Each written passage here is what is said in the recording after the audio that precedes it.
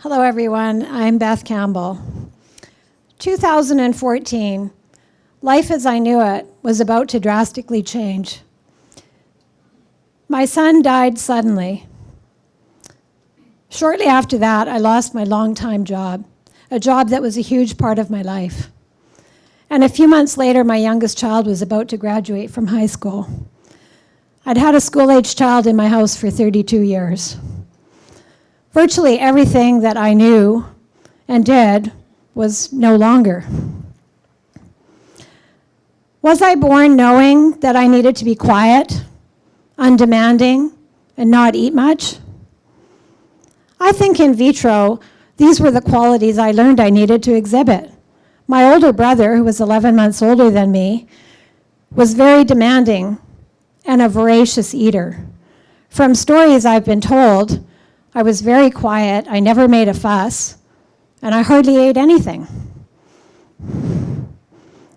Outwardly, I exhibit these qualities, but inwardly, I was quietly rebellious. As a very young child, I went to $1.49 days with my mother. Do you remember $1.49 days? $1.49 day, Woodward's, $1.49 day, Tuesday. So we went to $1.49 days, and my mother bought me this really cute little pair of red socks, which is really unusual because mostly she dressed me in brown. Practical. Later that afternoon, in my crib for a nap, I completely unraveled one of the socks.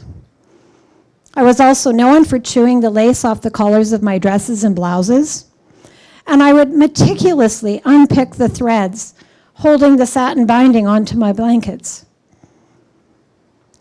A few years later, I was observed brazenly dancing on the table at Sunday school after acing that week's exam. Not very quiet and undemanding. Growing up, I learned it wasn't okay to be me. I needed to fit in. I needed to not rock the boat.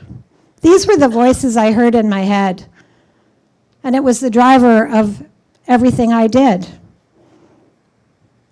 When I was 8 months pregnant with my oldest son, I was standing in line at the deli counter, Cedar Park in Surrey. People kept coming in and getting served and leaving while I continued to stand there. After quite a long while, I asked the person behind the counter why they weren't serving me. He said he didn't see me. I am fairly short and the counter's tall, but I was 8 months pregnant.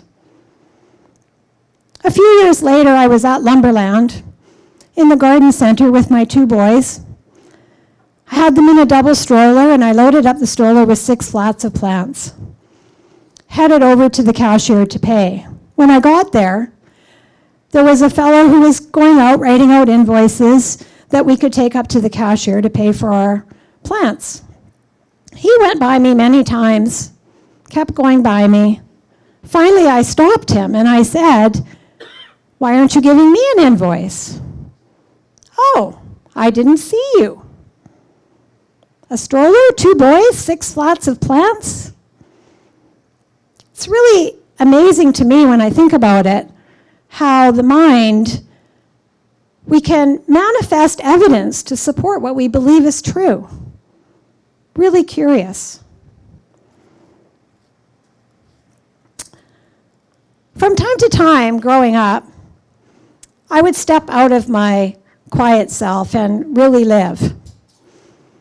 I hung out with my brother and his friends, playing on the log booms, on the railway trestles, crouching on the braces while the trains whizzed by our heads, swinging off the rope swings, pulley ropes. There was nothing that the boys did that I couldn't do too, except that I wasn't a boy, so I didn't fit in. When I was in high school, I was a cheerleader, I was on the annual club, I was on the student council, and I performed in many drama productions. When I finished school, I felt as though I was suffocating. My mother wouldn't let me do anything, and I was so quiet I couldn't tell her what I wanted to do. So I moved out. It was quite shocking to my family, for I had never said that I wanted to move out. I just moved out. Then suddenly I felt free. I was free to be me. I was free to be the person that I wanted to be, not the person they wanted me to be. And my future husband was really drawn to the bold and adventurous person I was. We spent many years out exploring on our motorcycles and socializing with friends. That, however, was short-lived. Once I had children, mothers weren't allowed to be bold and adventurous. They needed to stay home, keep the peace. When my son was 3 years old, my older son, we had to go to Vancouver to get him fitted for some twisters. He was very pigeon-toed, and twisters are springs that go down the sides of your legs. They fasten to a waist belt and hook onto the bottom of your boots.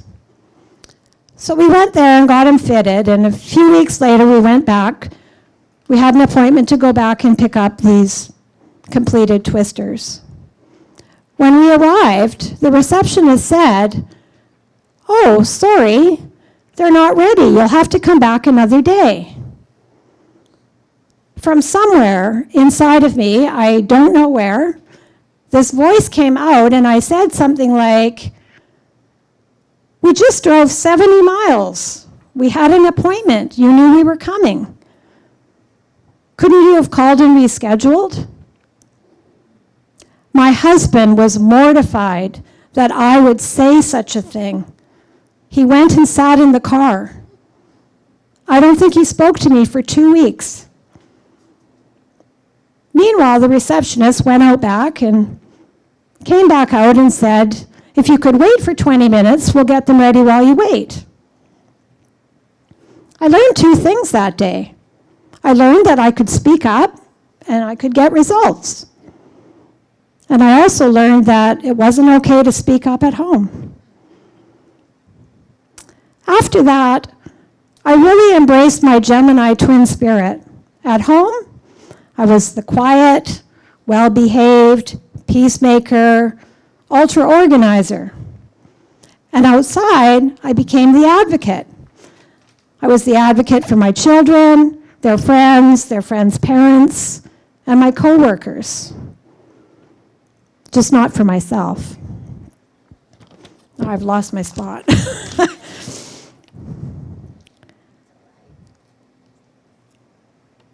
Honoring my gifts of service and planning, I organized and facilitated many events for my children's sports, dance, school, and my work also offered me many opportunities to be seen.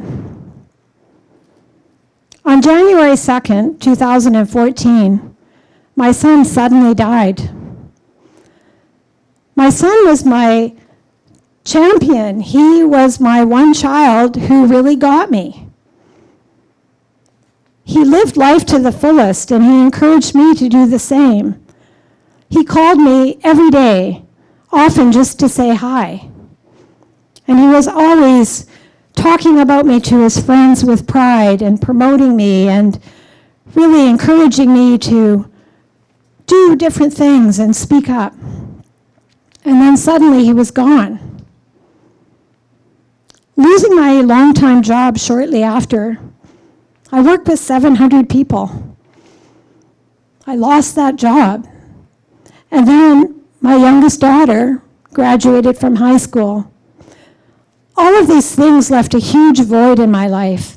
It was like the bottom had fallen out of my life, and it was just this giant hole. One morning, shortly after I lost my job, I was sitting in the kitchen. The sun was shining in through the kitchen window, through the prisms hanging in the window, sending dancing lights around the kitchen. As I looked over towards the sink, I saw the image of my son leaning against the sink. With his mischievous smile, I heard him say, "Mom, This is it. This is your time. I knew in that moment that my life couldn't continue the way it's been. I knew that I had to step up, that I had to stop being two different people. I needed to stop being invisible. I needed to be me full time, all the time. I decided to go back to school. I went back to school and trained as a life coach and a professional counselor. I completed my provincial instructor diploma. I got a career development practitioner diploma. I added to my MBTI certificates.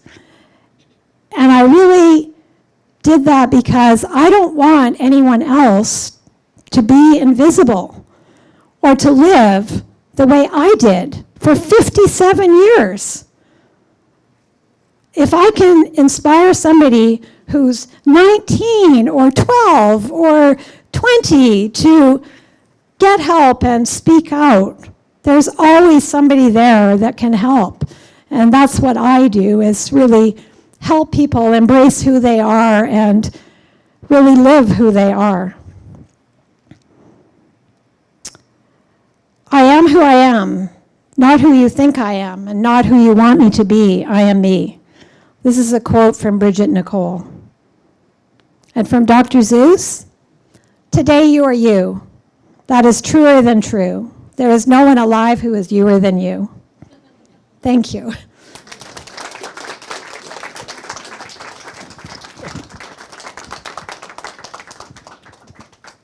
Beth Campbell.